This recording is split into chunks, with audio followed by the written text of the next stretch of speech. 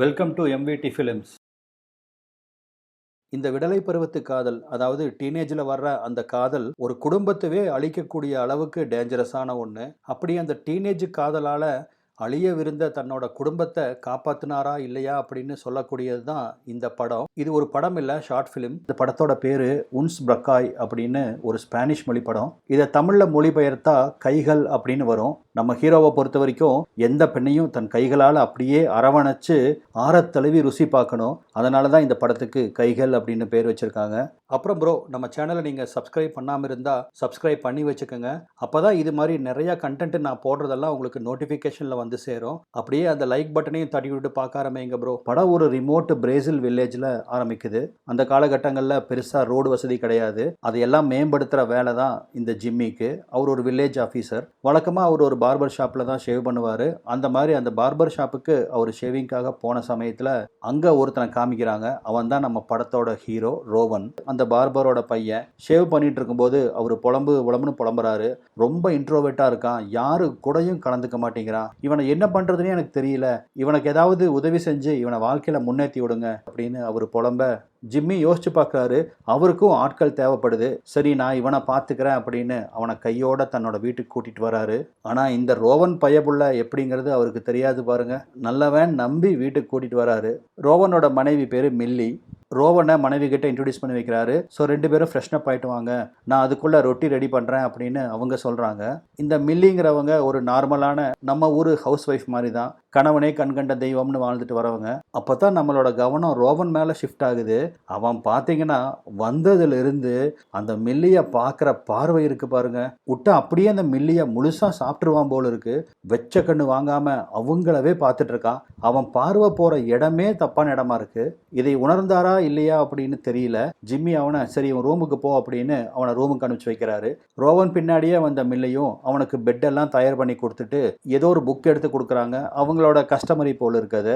Lunch டேபிளில் பார்த்தீங்கன்னா உணவு பரிமாறிக்கிட்டு இருக்கிற மில்லியோட மார்பகங்களவே வெச்ச கண்ணு வாங்காம பார்த்துட்டு இருக்கான். அவன் நினைச்சாலுமே அவனோட பார்வையை அங்கிருந்து மாற்ற முடியல. அந்த அளவுக்கு பையன் வெறி கொண்டு சுத்திட்டு இருக்கிறான். இந்த பெண்களோட உடலை நிர்வாணமா பார்த்தே ஆகணும் அப்படின்னு அவனுக்குள்ள ஒரு ஆறாத தீ எரிஞ்சிட்டு இருக்கு. இவன் ஒரு பொண்ணை முழுசா பார்க்குற வரைக்கும் இவனுக்கு அந்த தீ அணையவே அணையாது. இதெல்லாம் தெரியாம தான் ஜிம்மி அவனை வீட்டுக்கு கூட்டு வந்திருக்காரு. ஆனா மில்லிக்கு ரோவனோட பார்வை தப்பா இருக்கு அப்படிங்கிறது புரியுது. இருந்தாலும் இந்த வயசு பசங்கள்லாம் இப்படிதான் இருப்பாங்க அப்படின்னு அதை அலட்சியப்படுத்திடுறாங்க. லஞ்ச் முடிச்சுட்டு ரோவனை கூப்பிட்டுட்டு ஜிம்மி கிளம்புறாரு. அவர் ஒரு லேண்ட் சர்வேயருங்கிறனால நிறைய கவர்மெண்ட் ஆஃபீஸ்க்கெல்லாம் அவர் போக வேண்டியது இருக்கும். எல்லா இடத்துலையும் கூட்டிட்டு போய் அவனை அறிமுகப்படுத்தி வைக்கிறாரு. அவரோட அன்றாட வேலைகள் என்னென்ன அப்படிங்கிறத அவனுக்கு எக்ஸ்பிளைன் பண்றாரு. என்ன மாதிரி நீயும் வேலையில கண்ணும் கருத்துமா இருந்தா மட்டும்தான் பெரிய ஆளா வர முடியும். அவனுக்கு அறிவுரைகளாக அள்ளி வழங்கிட்டு இருக்காரு. அன்னைக்கு அவங்க வேலையெல்லாம் முடிச்சுட்டு நைட்டு வீட்டை டின்னர் சாப்பிட்டுட்டு அவங்க ரூமில் போய் தூங்க ஆரம்பிக்கிறாங்க. ஆனால் ரோவனுக்கு தூக்கமே வரல. எப்படியாவது மில்லியை தொட்டு பார்க்கணும் அப்படிங்கிற அந்த ஸ்ட்ரேஞ்ச் ஃபீலிங்ஸ் அவனுக்குள்ளே ஏற்படுது. அந்த புக்கை ஓப்பன் பண்ணி அப்படியே கனவுல மிதக்க ஆரம்பிக்கிறான். அந்த கனவுல மில்லி ஒரு ஃபேரி ட்ரெஸ்ஸை போட்டுட்டு வந்து அவன் முன்னாடி அவனை சூடேற்றுற மாதிரி டான்ஸ் ஆடுற மாதிரி அவனுக்கு ஒரு ஃபீலிங்கு. அப்படியே மெல்ல மெல்ல டான்ஸ் ஆடிட்டு அவன் பக்கத்திலே வந்து அவனை அவங்க இதழோட இதழ் வச்சு சீன்ற மாதிரி இவனுக்கு ஒரு ஃபீலிங். இப்போ அப்படியே காட்சிகள் ஷிஃப்ட் ஆகுது. அடுத்த நாள் பார்த்தீங்கன்னா சர்வேயர் ஆஃபீஸில் ஏதோ முக்கியமான டாக்குமெண்ட்டை ப்ரிப்பேர் பண்ண சொல்லி இவங்ககிட்ட கொடுத்துருக்காரு. ஆனால் அதில் ஏகப்பட்ட மிஸ்டேக்ஸ் பண்ணியிருக்கான். அந்த ஆஃபீஸ் கிளர்க்கு அவங்க ஜிம்மியை பிடிச்சி காய்ச்சிட்டு இருக்காங்க. ஆனால் இங்கே பாருங்க, ரோவன் பிடிச்சி வச்ச புல்லாராட்டா ஒரே இடத்துல உட்காந்துட்டு அவன் கற்பனை குதிரையை தட்டி விட்டு அங்கே மில்லி இவன் கூட ஒன்றுமா இருக்க ஆசைப்படுற மாதிரி இவன் ஒரு கற்பனை பண்ணிட்டு இருக்கிறான். கிணத்துக்குள்ள இருந்து யாரோ கத்துற மாதிரி சத்தம் கேட்க அப்பதான் டக்குன்னு நினைவுலகத்துக்கு வரான். நீ எல்லாம் உருப்படுவியாடா, மாச கணக்காச்சு இந்த ஆஃபீஸ் வந்து, இன்னும் ஒரு வேலையை உருப்படியா செய்ய மாட்டேங்கிற அப்படின்னு வீட்டில் டின்னர் டேபிளில் உட்கார வச்சு அவனை பிடிச்சி காய்ச்சுன்னு காய்ச்சறாரு. ஆனால் அவன் பார்த்தீங்கன்னா எரும மாட்டு மேலே மழை பெஞ்ச மாதிரி மில்லியவே வெச்ச கண்ணு வாங்காமல் பார்த்துட்டு இருக்கிறான். மில்லி தான் அவர் கையை தொட்டு சமாதானப்படுத்துறாங்க. ஆனால் இதவே தனக்கு அட்வான்டேஜாக அவன் கற்பனை பண்ணிக்கிறான். இப்போ பெட்ரூமில் கணவன் மனைவி தனிச்சிருக்காங்க. இந்த மில்லியை பார்த்தீங்க அப்படின்னா எப்பவுமே ஒரு சோகத்திலே தான் இருப்பாங்க. அதுக்கு என்ன காரணம்னு பார்த்தீங்கன்னா அவரோட கணவர் மில்லியோட ஆசைகளை சாட்டிஸ்ஃபை பண்ணாதது தான். எப்போ பார்த்தாலும் அவருக்கு தன்னோட ஆஃபீஸ் ஒர்க்கை பற்றி தான் கவலை. மில்லியோட ஆசையை அவர் என்னைக்கும் புரிஞ்சதே இல்லை. ஆனால் மில்லிக்கு பார்த்தீங்கன்னா தினம் கணவன் கூட உறவு வச்சுக்கணும் அப்படின்னு ஆசைப்படுவாங்க. அந்த விரக்தி தான் மில்லியோட முகத்தில் தெரியுது. இன்றைக்கும் அப்படி தான். அவங்க அண்ணன் பையன் கல்யாணத்துக்கு போகலாம் அப்படின்னு அந்த கல்யாணத்துக்கு போகிறதுக்காக புருஷனை கூப்பிட்றாங்க. ஆனால் ஜிம்மி பார்த்தீங்கன்னா, நான் ஒரு நாள் கூட லீவு போட மாட்டேன்னு உனக்கு தெரியுமில்ல, பேசாமல் பொத்திக்கிட்டு படு அப்படின்னு கோவமாக சொல்லிட்டு இவர் ஒரு பக்கமாக ஒரு கழிச்சு படுத்து இழுத்து போத்திக்கிறாரு. மில்லியோட மனசுக்குள்ள இருக்கிற அந்த ஏக்கம் அவங்கள தூங்க விடல.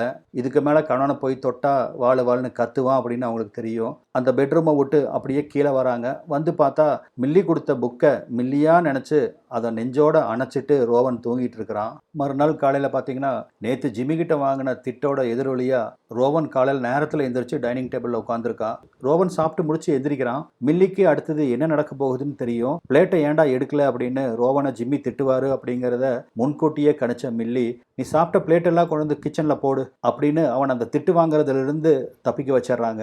ஆஃபீஸ் வராங்க. சில டாக்குமெண்டேஷன் எல்லாத்தையுமே ரோவன் தான் பார்த்துட்டு இருக்கான். அப்போ அந்த ஸ்டாம்ப் பண்ணிட்டு இருக்க லேடி இவனுக்கு மில்லி மாதிரி தெரியுது. ஆச்சரியத்தோட ஆணு வாயை பிளந்து அவங்க முகத்தை பார்க்குறா. வேண்டாண்டா, தப்புடா அப்படின்னு மில்லி அங்கே தலையாசிக்கிறத பார்த்ததுக்கு அப்புறம் தான் இவன் நிஜ உலகத்துக்கு வர்றான். நாளுக்கு நாள் இந்த பயபுள்ள மில்லி மேலே பைத்தியமாக சுற்றிட்டு இருக்கிறான். என்னைக்கே அவன் மேலே பாய போகிறான்னு தெரியல. வழக்கம் போல் அன்னைக்கு நைட்டு டின்னர் முடிச்சுட்டு வந்து படுக்கிறாங்க.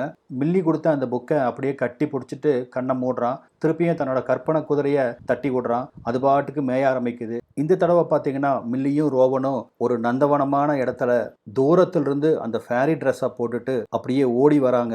பக்கத்தில் வந்து ரோவனோட கன்னத்தை தடவி கொடுக்குறாங்க. ஆனால் அதே சமயத்தில் இங்கே பார்த்தீங்கன்னா கணவன் ஒரு பக்கம் ஆழ்ந்த தூக்கத்தில் இருக்க, தூக்கம் வராமல் அவன் பக்கத்தில் மில்லி படுத்திருக்காங்க.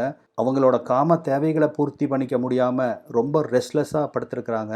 அது ஒரு சாட்டர்டே ஈவினிங். வழக்கமாக ஜிம்மி அவர் ஃப்ரெண்ட்ஸ் கூட சேர்ந்து சாட்டர்டே ஈவினிங்கில் ஏதோ ட்ரிங்க்ஸ் பார்ட்டிக்கு போவார். அந்த மாதிரி தான் இன்றைக்கி அவர் டின்னரை முடிச்சுட்டு கிளம்புறாரு. மில்லிக்கு ரோவன் கூட தனியாக இருக்கிறது உள் மனசில் கொஞ்சம் பயமாக இருக்குது. அதனால் கணவன்கிட்ட சொல்லி ரோவனையும் கூட்டிகிட்டு போக சொல்கிறாங்க. ஆனால் அங்கெல்லாம் சின்ன பசங்க அலவுட் இல்லை அப்படின்னு சொல்லிட்டு அவர் போயிடுறாரு. ஒரு பக்கம் மனசில் பட்டாம்பூச்சி பறக்குது ரோவன் இங்கே இருக்கிறத நினச்சி. ஆனால் இன்னொரு பக்கம் அவங்க மனசு படபடன்னு அடிச்சுக்குது. டின்னர் டேபிளில் சாப்பிட்டு மிச்சம் வச்சிருந்த பிளேட்டையெல்லாம் கழுவுறதுக்கு எடுத்துகிட்டு போகலாம் அப்படின்னு அந்த பிளேட்டெல்லாம் எடுக்கிறாங்க.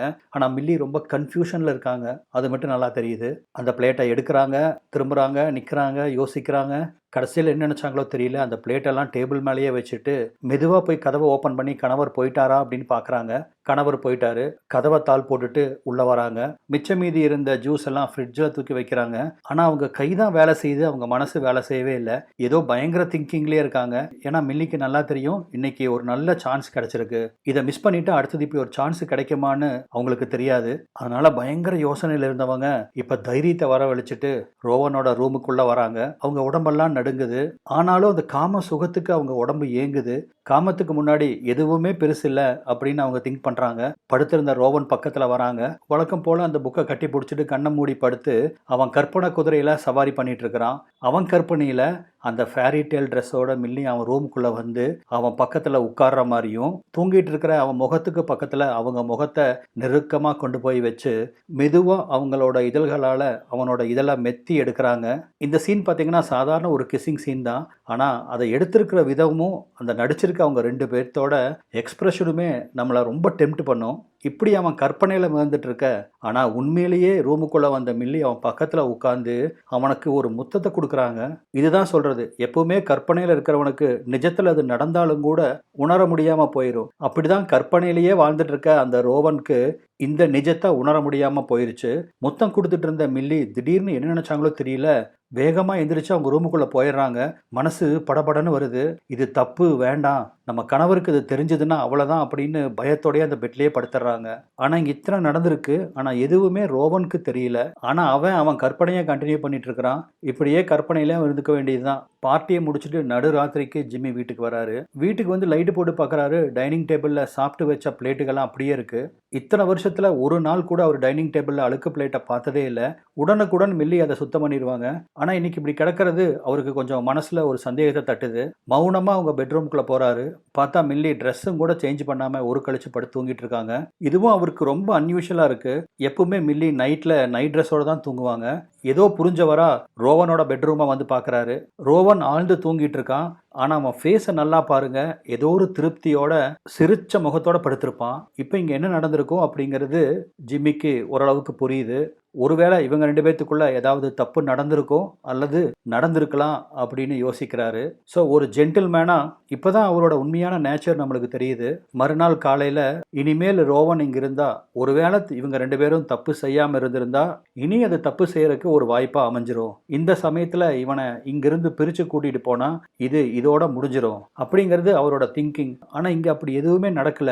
நடந்திருக்கும். ஒருவேளை மில்லி சுதாரிச்சுட்டு எந்திரிச்சு போகாம இருந்திருந்தா ஜிம்மி கற்பனை பண்றது எல்லாமே கண்டிப்பா நடந்திருக்கும். ஏன்னா அவங்களும் ரொம்ப வீக்கஸ்ட் பாயிண்ட்ல தான் இருந்தாங்க. ரோவனோட பெட்டி படுக்கையெல்லாம் எடுத்துட்டு கிளம்ப சொல்றாரு. ஒன்றும் புரியாத ரோவனும் ஏமாற்றத்தோட அவர் பின்னாடியே வரான். நீ படிக்கிற ஸ்கூல்லையே ஹாஸ்டல் ரெடி பண்ணிட்டேன், நீ அங்கிருந்து படிச்சாதான் உன்னால நல்லபடியா படிக்க முடியும், உனக்கு படிப்பு தான் ஃபியூச்சர்ல கை கொடுக்கும் அப்படின்னு சொல்லிட்டு அவனை கிளப்ப பாக்குறாரு. ஆனா அவனும் மில்லி வரவுக்காக கதவையே பார்த்துட்டு இருக்கான். இதை புரிஞ்சுக்கிட்ட ஜிம்மியும் மில்லி வரமாட்டா, அவளை கொஞ்சம் தலைவலி, வா நம்ம கிளம்பலாம் அப்படின்னு அவனை வலுக்கட்டாயமா கார்ல உட்கார வச்சு கிளம்புறாரு. மில்லிய பிரிய மனசு இல்லாம திரும்பி திரும்பி பார்த்தபடியே ரோவன் அந்த கார்ல போயிட்டு இருக்கான். அதே சமயம் வீட்டுக்குள்ள பாத்தீங்கன்னா மில்லி ரோவன் படுத்திருந்த பெட்டை அப்படியே வருடி கொடுக்குறா. அந்த ரூமை ரெடி பண்ணி முடிச்சுட்டு ஒரு ஏக்கமா அந்த பெட்டை பார்த்துட்டு அங்கிருந்து போறான். நடக்கவிருந்த ஒரு பெரிய தவற ஜிம்மி அவரோட பிரசன்ஸ் ஆஃப் மைண்ட்ல அழகா அதை நடக்க விடாம தடுத்துறாரு. இதோட இந்த படம் முடியுது. என்னங்க இந்த படம் ரொம்ப டிஃப்ரெண்டா இருந்துச்சா, உங்களுக்கு பிடிச்சதா அப்படிங்கிறத கமெண்ட்ல சொல்லுங்க. நம்ம சேனலை சப்ஸ்கிரைப் பண்ணாம பார்த்துட்டு இருக்க நண்பர்கள் சப்ஸ்கிரைப் பண்ணி வச்சுக்கோங்க. அப்பதான் நான் இந்த மாதிரி வித்தியாசமான படங்கள்லாம் போடும்போது உங்களுக்கு நோட்டிஃபிகேஷன் வந்து சேரும். அதே போல இந்த வீடியோக்கு ஒரு லைக் போட்டுட்டு பார்க்க ஆரம்பிச்சிங்க அப்படின்னா இந்த வீடியோ பல பேர்த்த சென்றடையும். அதன் மூலமா இந்த மாதிரி டிஃப்ரெண்ட்டான மூவிஸ் எல்லாம் எக்ஸ்பிளைன் பண்றதுக்கு எனக்கு அது ஒரு மோட்டிவேஷனலா அமையும். நம்ம மீண்டும் வேற ஒரு பதிவில் சந்திக்கலாம். நன்றி.